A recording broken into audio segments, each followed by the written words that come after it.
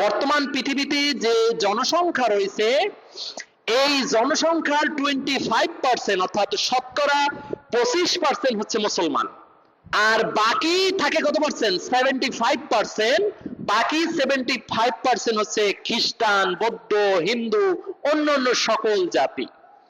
এখন এই যে মুসলমান 25%, এই 25% মুসলমানের কিন্তু আপনার পৃথিবীর যে অর্থনীতিতে কিন্তু এই 25% অবদান আমাদের নাই।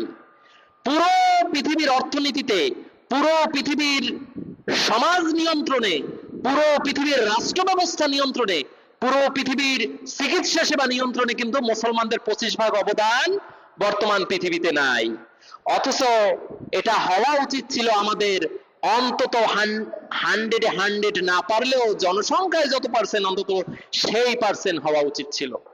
আমরা এখন হেদায়েতের জন্য আমরা এখন অন্ধকারে সাঁতরাচ্ছি, আমরা কোনো ধরনের কুল কিনারা খুঁজে পাচ্ছি না। মুসলমান এখন একটি ফুটবল সদৃশ জাতিতে পরিণত হয়েছে। কেউ কিক করে, কেউ হেড করে, কেউ শট করে, কেউ অফসাইড করে, কেউ প্লান্টিক করে, ঠিক কিনা? গোটা পৃথিবীতে বর্তমানে সবচেয়ে বেশি মাইর খায় কোন জাতি বলেন? বর্তমান পৃথিবীতে সব থেকে অর্থনৈতিকভাবে দুর্বল যে জাতি, সেই জাতিটা কারা? আমরা। এটা কি হওয়ার কথা ছিল বলেন? হওয়ার কথা ছিল না। বর্তমান পৃথিবীতে যে জনসংখ্যা রয়েছে এই জনসংখ্যার 25% অর্থাৎ শতকরা 25% হচ্ছে মুসলমান, আর বাকি থাকে কত পার্সেন্ট? 75%। বাকি 75% হচ্ছে খ্রিস্টান, বৌদ্ধ, হিন্দু, অন্যান্য সকল জাতি। এখন এই যে মুসলমান 25%, এই 25% মুসলমানের কিন্তু আপনার পৃথিবীর যে অর্থনীতিতে কিন্তু এই 25% অবদান আমাদের নাই।